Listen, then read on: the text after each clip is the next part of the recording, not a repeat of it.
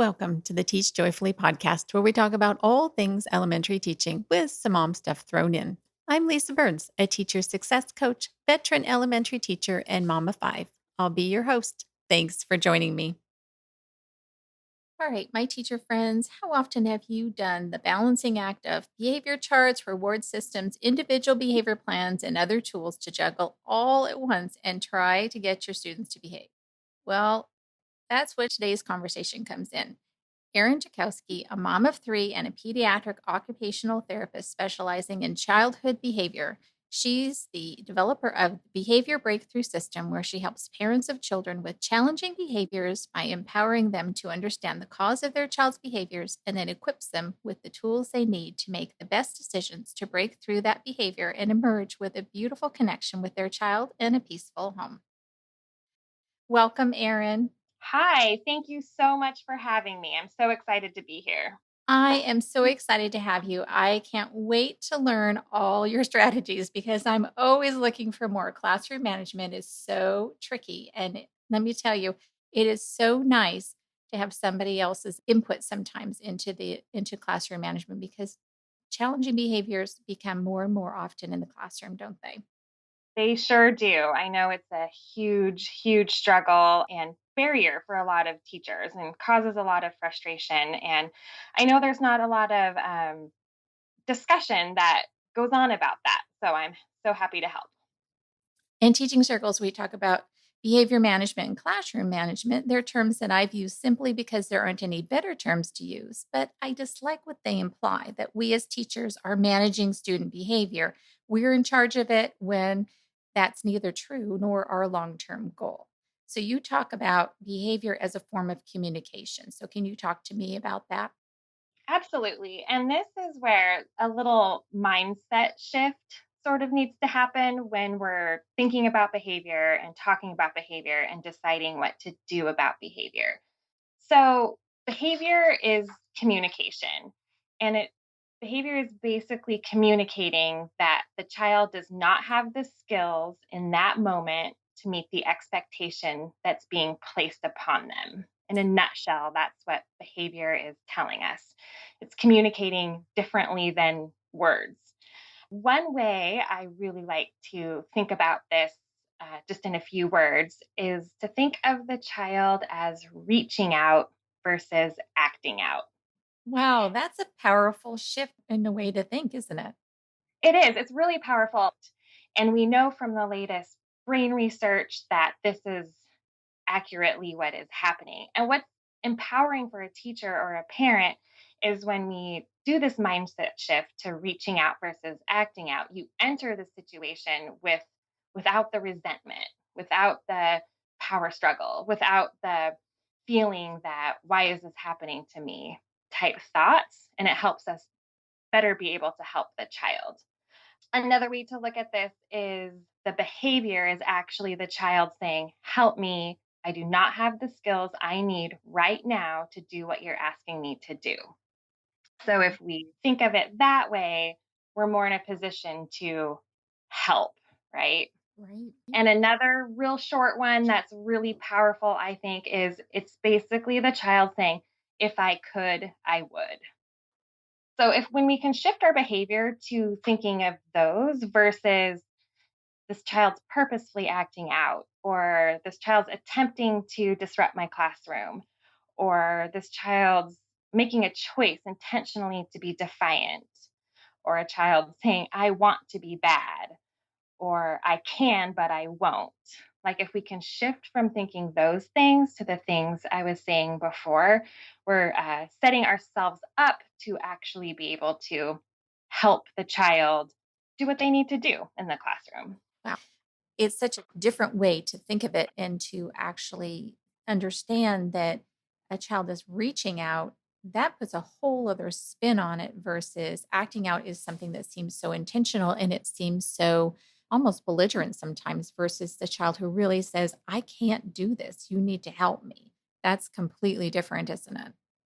Right, it is. And the issue is in that moment they do not have the words to say it. And so it's their body saying it for them, often in a very interesting way for that perspective shift can really be helpful. Wow. Okay. The next thing past that then is you use a term that I really love. You call it emotional regulation. So rather than classroom management or behavior management, you talk about emotional regulation. So talk to me about what emotional regulation is and how that's different from what we typically do. Yeah, so emotional regulation is the definition is the ability to manage emotions, to achieve goals, complete tasks, or control and direct your behavior. And basically, it's how can you maintain your cool or regulate yourself in an emotionally charged situation. And kids have difficulty with this. And part of that is because it is an executive functioning skill. So, other executive functioning skills you might see are impulse control, sustained attention, task initiation, working memory. Like all of these are executive functioning skills. And the problem kids run into is to access these skills, they need to use the thinking part of their brain or the frontal lobes of the brain. Right. And executive functioning skills don't even start to develop until about 3.5 or 4 and continue to develop into the 20s. Wow.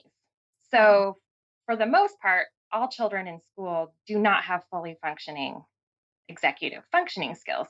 And emotional regulation is one of those. Like it seems like it's supposed to come so naturally, but it's not. It's actually a cognitive skill that develops over time.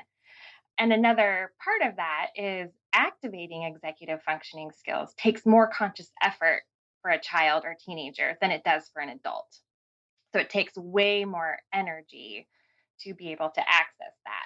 And so, as adults or teachers or parents, we need to lend them our frontal lobes and help them. I think that emotional regulation is something even that can be difficult for adults too. Don't you feel like there's a lot of adults? I mean, even myself, sometimes we all have trouble regulating our emotions at times, depending on the situation. Is that correct? So, yes, absolutely. Emotional regulation and emotional control is a lifelong process. And it all has to do with the nervous system and what state our nervous system is in. If we are able to access those frontal lobes of our brain to be able to control our emotions. And we'll get more into that, I believe, later when we talk more about the nervous system. So, when you talk about emotional regulation and the idea that really it is something that we do with the frontal lobe, which means, it's in your cortex, it's in a lot of the frontal areas of your brain that you use for so many other things. So, if they're being bombarded with a lot of new information and being asked to do a lot of new things, it becomes even more difficult to regulate those emotions for sure. Absolutely. Yes. Yeah. Yeah. And that's happening all the time in school. All the time. We're asking them to use those frontal lobes constantly, aren't we? We are, absolutely. And sometimes the issue comes in with the rest of the body. And if the rest of the body is not in a state of feeling calm and safe, it's even more unlikely to be able to access those executive functions in the frontal lobe. Sure, sure. There's all kinds of things that can actually affect that for sure. Okay, so when you and I chatted before, we talked about an expectation gap. So explain to me what you mean by an expectation gap. Absolutely. So, an expectation gap is when we expect a child to perform a task that he is unable to do in that moment. I'll provide a little example here to explain what that means. So, if you picture a boy in a wheelchair at the bottom of a flight of stairs, and his goal or what his task is to get to the top of the stairs. So, there's an expectation gap there. We expect him to get to the top of the stairs, but he can't.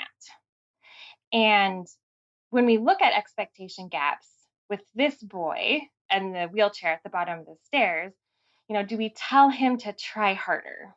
Do we tell him to stop being lazy and just figure out a way to get up the stairs? Or do we think, oh, hey, if we give him a huge motivator, then he'll be able to do it?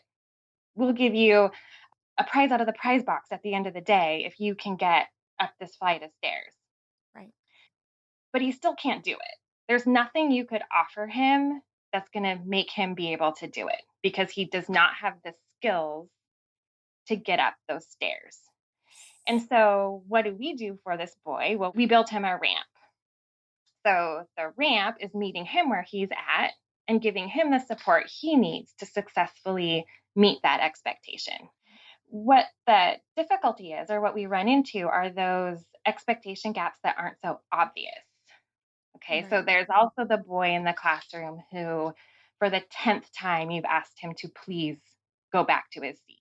He's up, running around, won't sit down, and he won't go back to the seat. So there's also an expectation gap here. He does not have the skills in that moment to meet the expectation that's being placed on him.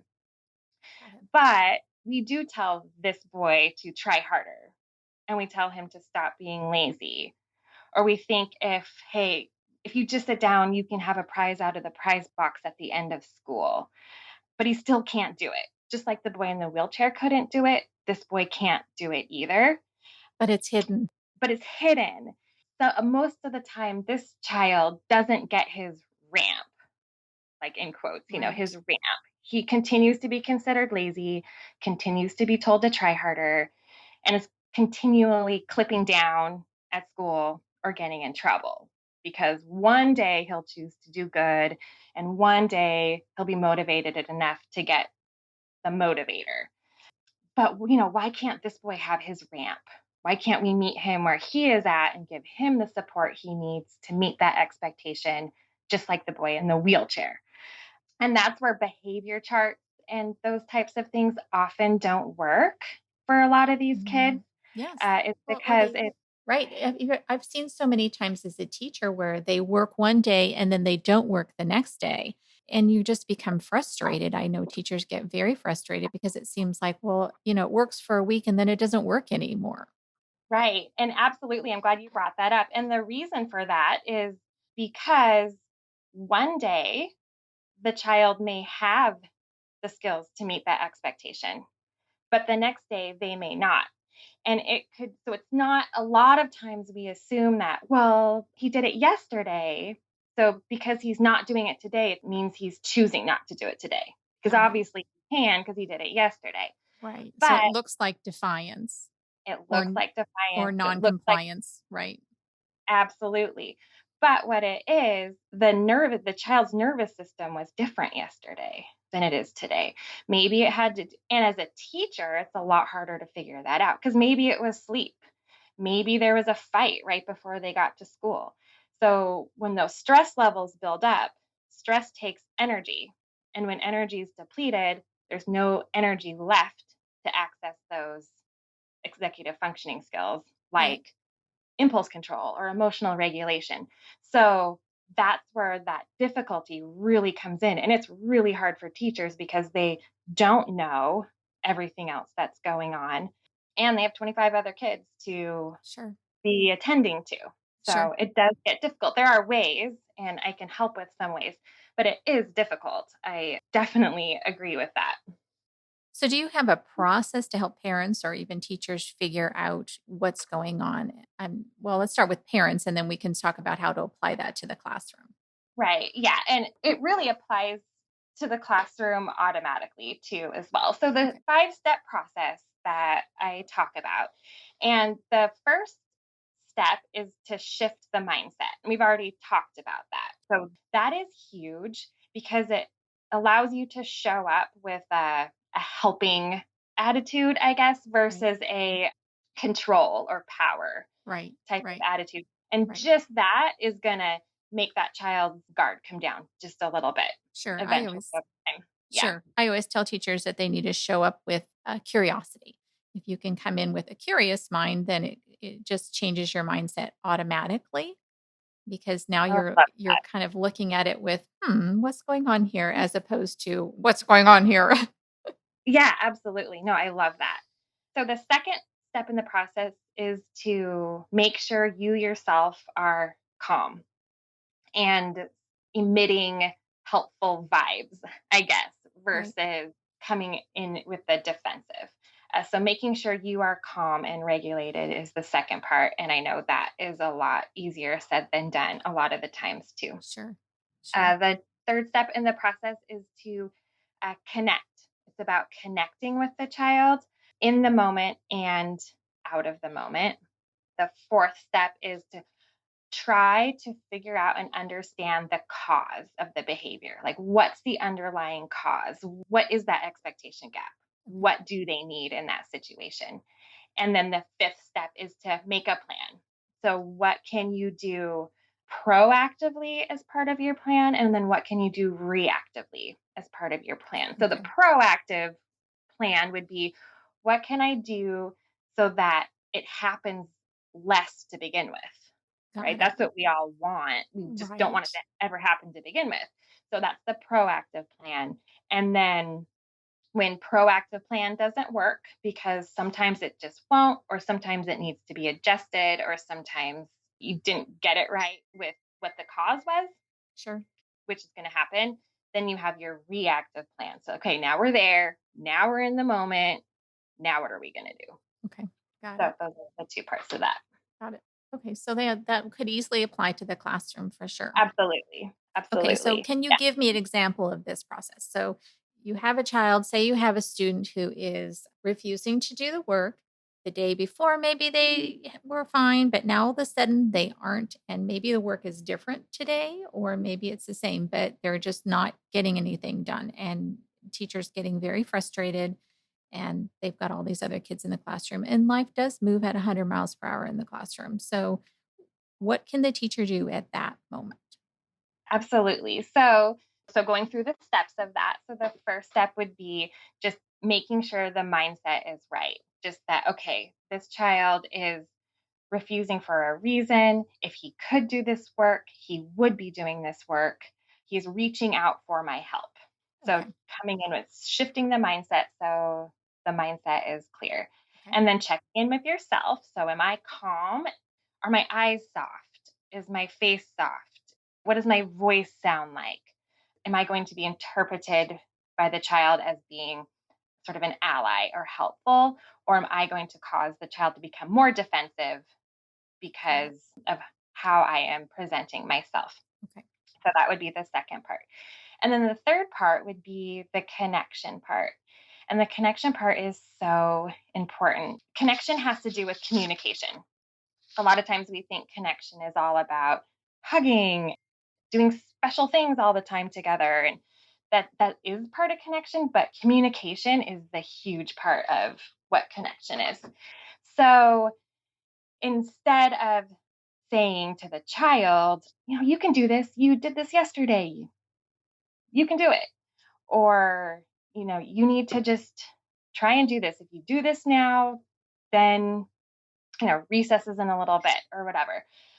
You want to approach the conversation with connection communication. And how you do that is through, you first validate and then you empathize and then you work on a solution. So in this case, the teacher could say, I see you're having a really hard time doing this work. So that's the validation sentence. So now the child feels heard because they were using their body to communicate, and now they feel heard. They don't have to continue to do the behavior because they don't think you don't understand what they're trying to say. That Got it. happens a lot. They're saying, you don't hear me, you don't hear me, you don't hear me. So I'm going to keep doing it to try to get you to hear me. So if you can just say, I hear you, it looks like you are having trouble doing your work right now. Now they don't feel like they have to communicate that anymore. Do you feel like that diffuses the situation a little bit? Absolutely. Okay. It diffuses. And then what happens too is that will diffuse it. And it might take a few tries for it to diffuse it because they're so used to coming at it with that defensive mode Right. that it's so automatic that it might take a couple times for their brain to be like, oh, wait, this is different. This is different. So it can take a few times. And then another powerful part of that is it sort of stops them in their tracks so they don't slip further down that slope into, some kids slip down into a full meltdown. Sure. But you can stop that in its tracks just with how you're communicating and connecting with the child. Right. Hit it off So at the pass. Got it. absolutely.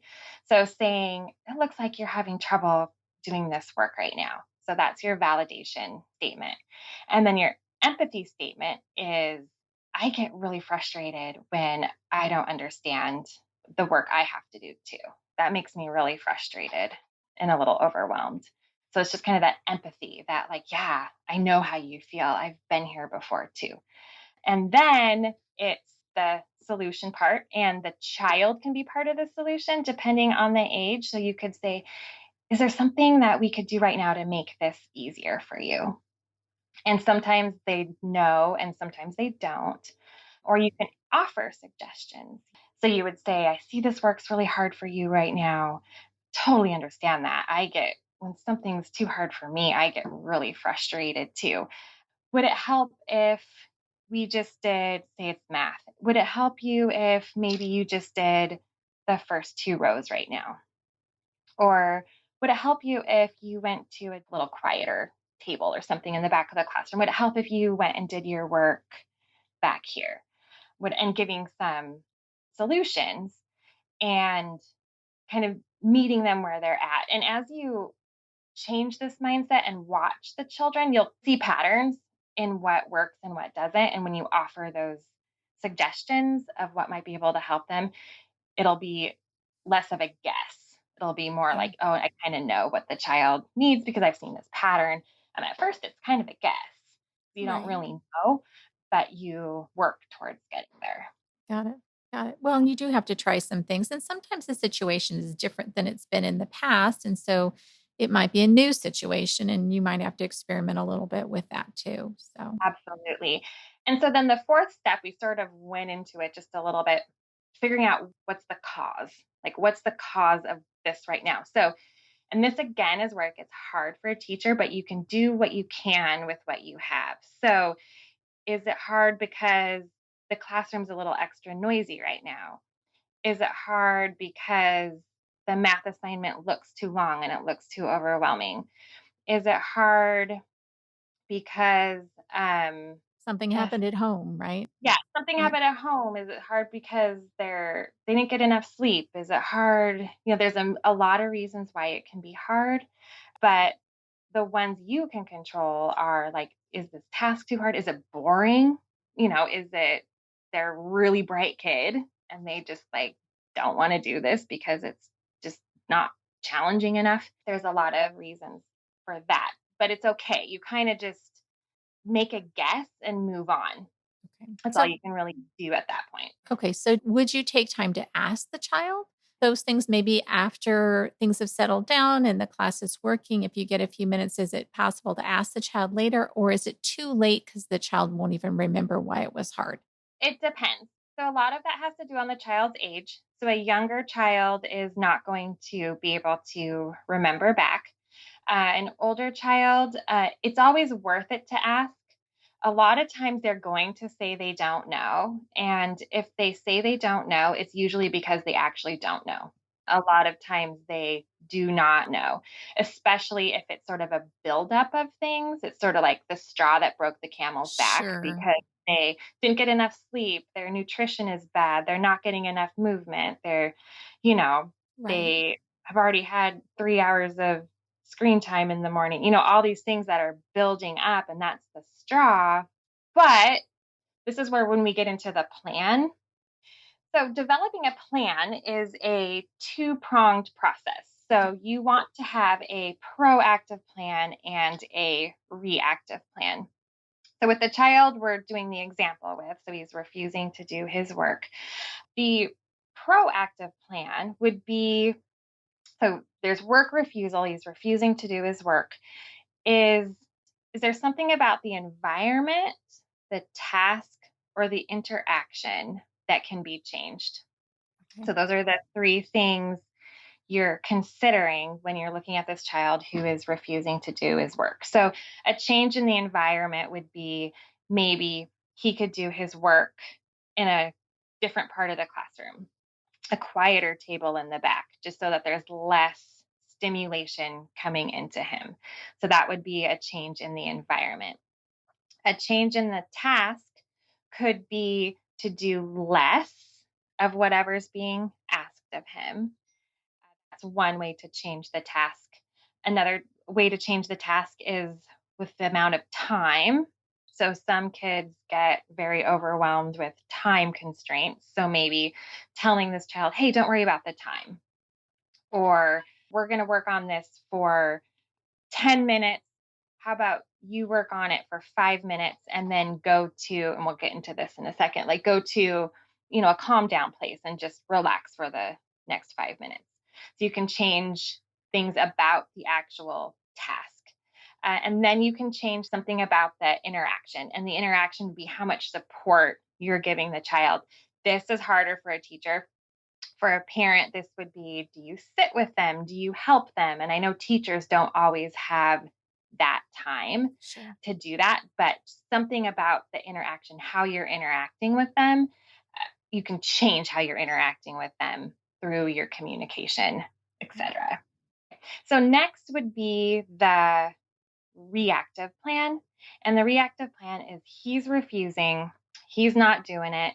You've sort of tried, if you had a chance, you have tried to validate and empathize and kind of pull him back in. You've tried that if you've had a chance. You may have had the opportunity in your classroom at that time to do it, or maybe not. And that's also where, if it's just that straw that broke the camel's back, that last thing of his day that he's just like, I'm done. So, reactive is the first step in that is to first remove stimulation.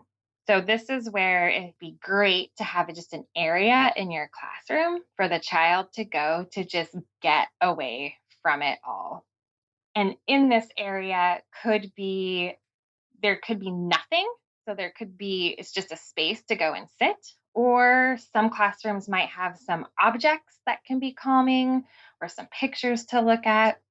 It's not a I'm in trouble spot. It's a I need to regroup and reset spot, and allow the child to go there and calm themselves and then come back. So, sort of that energy that's gone because there's so much stress and energy levels are depleted to be able to perform any other tasks. By going to that spot, the energy can build back up, and then they're more able to come back and access what they need to access to be able to perform the task that is being expected of them. One thing teachers I've heard run into with this, and I totally understand, is sometimes the child looks like they're just trying to escape the work and go to the spot, right? They look Okay. like they're fully capable of being there, but they go to the spot anyway and they stay there forever, right? They have Right. trouble coming back. And now it's this whole other thing because now you have to stop the class to go get them to come back. And what I would say for this is to sort of adjust, if you can, adjust the goal for that child for a little bit. And that's all part of meeting him where he's at. So, say he stays there a little too long or sometimes goes there to escape, just make that be okay. Because if the behaviors, part of what might be happening, especially if you see some of the behaviors decreasing, is sometimes it doesn't look to us like they need it, but inside they know they do. And so they're helping themselves by going there. So that's just something to keep in mind. Think of, is your goal right now for them to complete the whole math assignment, or is your goal for them right now to stay emotionally regulated for more of the day? Wow. Yeah. So, Yeah. Sometimes the goal needs to be the emotional regulation over the work until they can start to gain more control. And then they can worry about the work, which is so yeah, hard as a teacher to let go of the work. It is because we feel like, oh, we have to get it done. We got to do this. We got to do that. But when they can't, you're not actually accomplishing anything because they're not going to do quality work anyway. right. And I just want to say real quick just how much I appreciate teachers. I just have to say this. I didn't know where I could say this, but I am so impressed. And you guys have the hardest job ever and are always so gracious and sincere and just love the kids so much. I don't know how you do it. I grew up, my mom was a kindergarten and first grade teacher. My dad was a high school teacher. Definitely grew up with teachers as parents. And I just really appreciate you and you guys, especially now. Oh my gosh, you guys are just amazing. So I just needed to tell you that. Oh, Really thank you. appreciate what you do. Well, thank you. Yes. Well, and I'm sure that's something that all teachers need to hear. I'm sure my listeners will definitely appreciate hearing that just as I do, simply because you don't always hear the good stuff and you do hear quite a bit. But it's always good to hear more because we are our own worst critics, aren't we? And as teachers, that's double time because you have all these kids and you're going to get it wrong a lot. Absolutely. Yeah. Yeah. Okay, so back to our conversation. So let's talk about words you're using, and then we have various methods you're using in order to help children stay calm. So let's talk a little bit about maybe a couple of phrases that you typically have used. You've already talked about, what's going on or, other phrases that you might use. But what about some of these calming methods that you might use? Can you kind of give me a few, like 3 to 5 things that typically or go-tos, at least to start with, till you figure a child out? Right. So the first and most important one is to remove whatever stimulation that can be removed. And usually this means being able to go to a different area of the classroom. So it's important to make something like that available. If you have an area in your classroom where kids go when they do get in trouble, I know some classrooms do, ideally, or actually, it'd be necessary that this area to be able to go and calm down would be a different area. Don't want it associated with I'm being bad. We want it associated with I need to calm down. Sometimes another calming thing that kids like is to like fidget with something and just being able to move their hands. And we all fidget all the time, and sometimes kids just need a little bit more. One thing that I've seen work really well, because I know fidgets also can become toys, right? And now they're a toy and they're being Right. thrown around the classroom and distracting others. I know fidgets can take a quick turn south. So one thing is you can do is you can get some sticky Velcro, and there's like the soft and the hard sides, and you can stick it under their table or desk or wherever they're sitting. So it's just something to sort of rub on with their hands under their desk, and it cannot be thrown or very distracting because it is attached to the desk, but it's just something with texture for them to sort of fiddle with. Okay. So So do you that want is both sides? You want to put stick both sides on? mhm. So they have a choice. Yeah. And if you find it, if you find a child doesn't is reacting to one of them, or you could always take one off, but I would kind of have both of them under there so that they kind of have the choice. So that can be helpful things. Another thing that's really calming is deep breaths, and deep breaths are harder. Kids don't want to do it. One thing, and as a teacher, it would depend on the moment you were in, but through co-regulation, so the children are regulating off of us because they don't know how to do it themselves. That's another huge reason to stay calm. It's not only so that you can show up in a sort of helpful way, but it's so the child is reading cues of calmness, which they do below their level of consciousness. So if you are sort of taking some slow breaths, they mimic it, not without even knowing it. So Interesting. depending on the where you are in your day, you could do that. Or there's also visuals of deep breathing that can be helpful and can be actually maybe taped to the child who's having difficulties desk, and it can be a visual reminder. Sometimes a teacher wouldn't even need to disrupt the flow of their teaching, but just if they notice the child struggling a little bit, could just walk by and just do a little tap with their finger on the visual, kind of sort of cueing the child to look at it, and over time hopefully try and do it. And that would take some practicing outside of the situation. So during a time when anytime, this would be anytime when you have time to practice deep breathing with the child and teach them. Okay, so if you are starting to get frustrated or overwhelmed, you can try doing deep breathing like this picture. And if I see that could help you, I might come tap on it to remind you to try. So, Mhm. deep breathing, it in the nervous system, scientifically, it basically shuts off that pathway that leads us down into those behaviors. It keeps us on the calm pathway. So Yeah. that's why it works. Another thing, and who knows where we're going to be when we get back into the classroom with shared objects and things like that. But things with weight also really help, like deep pressure, heavy things. So the child is either at their desk or is in a different part of the classroom calming down, something weighted to hold on to can be very calming. Yeah, they sell weighted lap pads and weighted things like that. But what you can do is get a bag of rice or a bag of beans or something and some duct tape. You can get some of the cool duct tape that the kids like and you just wrap it around it. And that's a little do it yourself weighted lap pad to hold on to.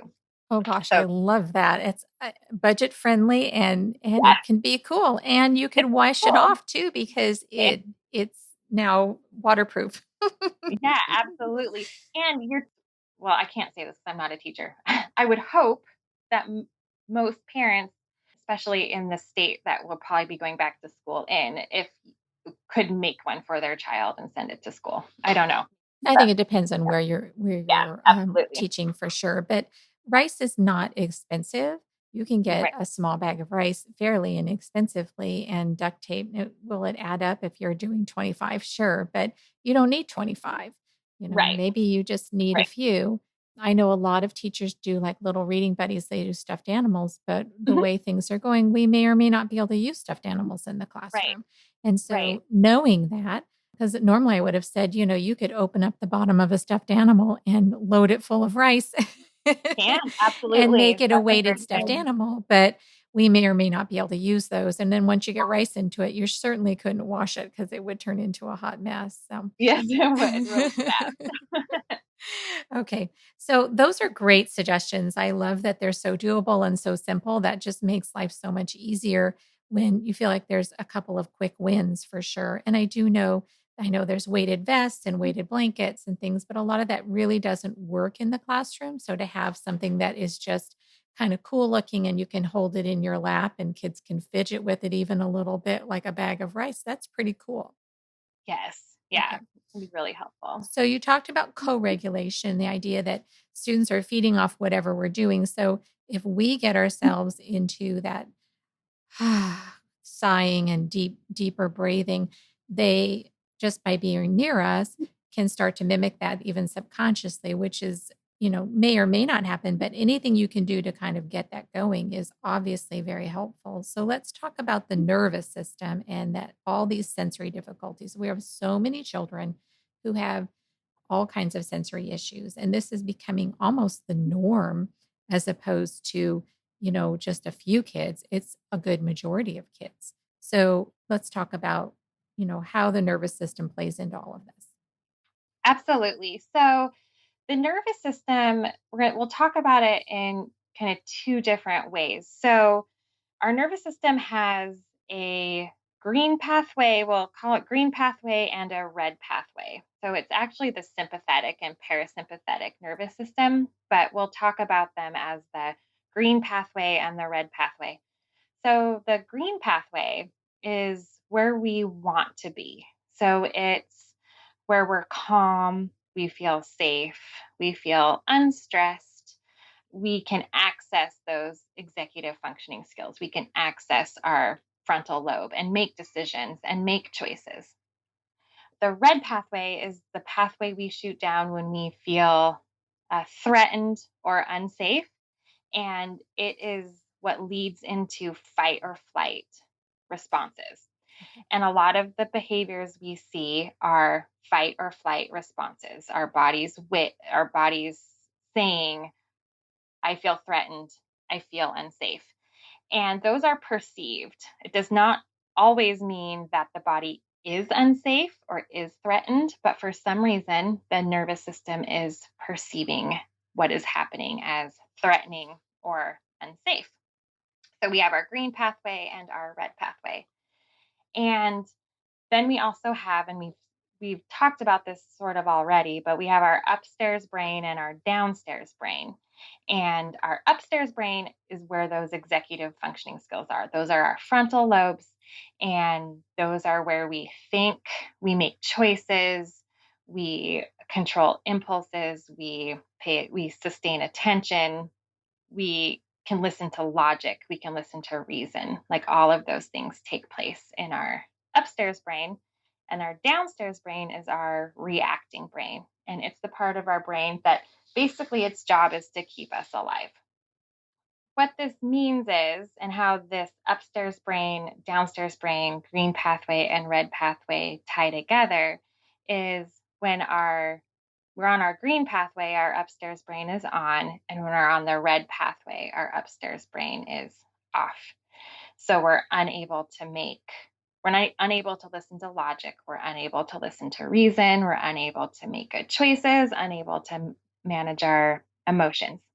And so, how sensory difficulties work into this is when we perceive something sensory wise that makes our body feel threatened, we shoot down that red pathway and shoot into these fight or flight responses. So, if a child is oversensitive to sound and perceives sound as threatening, then his nervous system is going to go into that red pathway.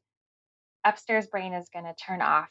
So now the child's only reacting, and that can look like refusal, that could look like defiance, that could look like a meltdown, that could look like uncontrolled laughing. That's a real big one that often gets missed. A child seems happy, but they're actually kind of in fight or flight mode.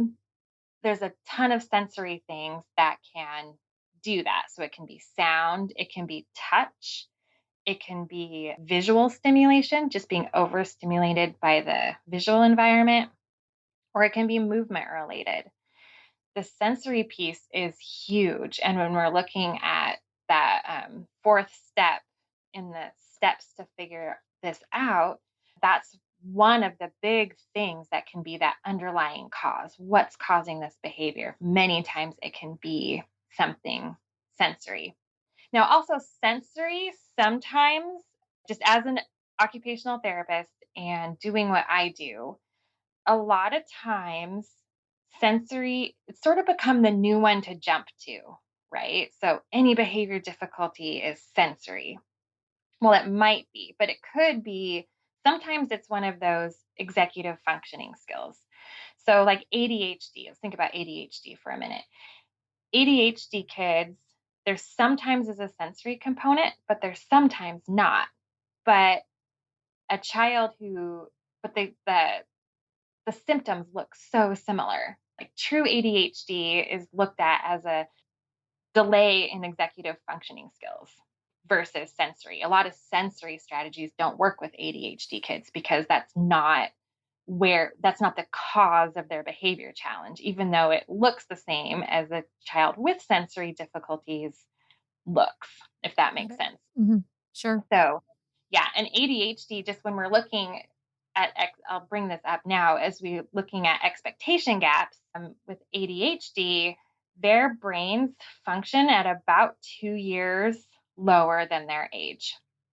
So when you have a 7-year-old kid with ADHD and you're expecting things from them, they're probably going to be able to perform at a 5-year-old level. So that's just something to keep in mind with meeting those kids where they're at. A lot of times they just can't do what they're expected to do at that age. Okay. And would you say, is that academically, social, emotional? It's mostly social and emotional, isn't Most it? of, yeah, yeah, Yeah. not necessarily academically. I should clarify that. Right. No, that's more, I mean more at accessing those executive functioning skills. Got it. They're Got it. they're at about a 2-year delay with accessing those. Right. Yes. Right. Because a Exactly. lot of Yeah. ADHD kids are quite bright, actually. Absolutely. There's actually a great book. It's called Smart but Scattered that goes very into detail with that. So, Interesting. Okay. So there's certainly plenty of things to have to try and juggle and figure out, but at least there's a process and there's some science behind it so that we can try and figure out exactly what the problems are for sure. So you talk about the idea that kids need a personal connection to calm down and just want to jump back to that. So talk to me about what's going on in the brain that they need this personal connection and what exactly is a personal connection? Is it a hug? Is it something else? What is that? Right. So connection is through communication. So true connection happens through communications. When you Google connection, right, ways I can connect with the child, you'll get hundreds and thousands of ideas on how to connect with your child.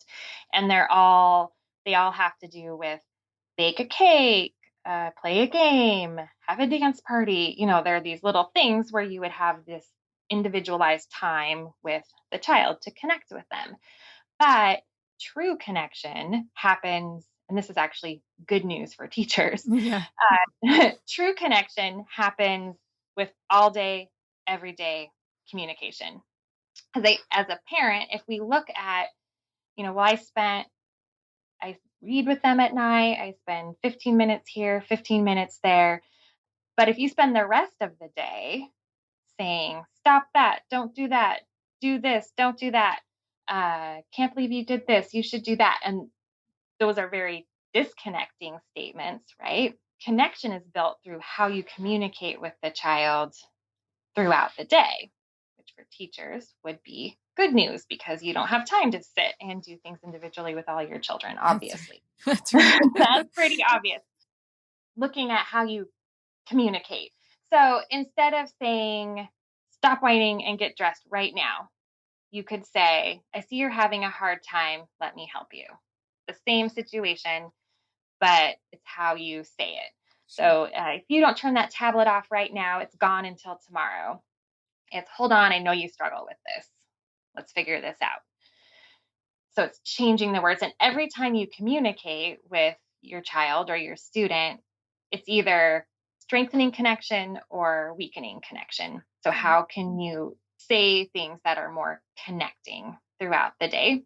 Sure. Can really be really powerful. I just say Um, I tell teachers all the time that your words matter, and we know that, but it's you have to hear it over and over again because it's really easy to forget that literally every word you say has weight. it does. And part of with when we were talking about the nervous system too is if your words are perceived as threatening, then it moves them out of that green pathway and onto the red, right? Because they're perceiving threat. If your words are non threatening, it keeps them on that green pathway where Okay. they're calm and safe. And another thing about the green pathway and the red pathway, and sort of going back to what's your goal for the child? Like, is it to complete the math assignment or is it to stay calm? Another powerful thing to think about when you're deciding that is picture a person standing on ice, like an icy lake, and picture that ice as the green pathway. So you're on your green pathway, you're physically standing on it, calm and safe. The water below is the red pathway that you can slip into. Some kids and people have a very thin, fragile green pathway. So, a very thin layer of ice. And it doesn't take much for them to slip through and break through onto the red because the layer is so thin. Some people have a very thick green pathway, so a very thick piece of ice. So, it takes more for them to slip through. So, part of the goal is to build and strengthen the child's green pathway. And you can do that just at school. Like, of course, optimally, it would be at home and at school, but they're at school for a long time. So, you can do that at school. And the only way to strengthen that green pathway is for them to be in it. So, the longer they're in that green pathway, the more it is strengthening. The longer they're on that red pathway, the thinner it's getting. So if for some of these children to really, really help them and make them successful, it's accurate for the goal for them to be just on the green pathway all day. Like Right. that could be the goal. Right. You're And playing the long game at that point. yeah, You're you saying, you know are what? I know that, I'm sacrificing something now educationally, but I also know that getting 6 minutes of great learning in is better than an hour of struggle to learn anything. right. Right. Yeah, Right, absolutely. right, and then Absolutely. long term, you're building this up so that they can have long-term success at school as opposed to, "Okay, we're gonna get through today or get through this month or get through this school year," and then you have to start all over next year and have all the same issues again. Yeah. And with consistency, so much happens before you even get to that fourth step of having to figure out the cause. Because if your mindset has switched and you are staying calm and emulating safe green pathway, feelings and saying connecting things throughout the day, sometimes that's enough to avoid the problem to begin with, or at least it's less severe. It won't be as disruptive. And so it's easier to get them back because they're only partway down that red pathway versus all the way down in fight or flight, where there's not much you can do but wait for it to end once it gets to that point. Right, right, and a lot of times, just have them removed from the situation so they can go calm down and then come back and try again. Right, Right, right, absolutely. Yeah. right, okay. My gosh, I mean, we could go on and on, I'm sure. Let's wrap up here. Okay. We can certainly talk again because there's just so much we could go into, but this is a great place to stop. And I'd hate to overwhelm everyone too because it's so much information. So let's talk about actionable steps that teachers can take. I just love to give teachers something they can walk away from and go and try and be successful with. So maybe, what steps would you say that teachers should start with to at least get started on this and start to get on the right path with their teaching children to be able to emotionally regulate? Absolutely. So one thing I would suggest is to take this definitely one step at a time.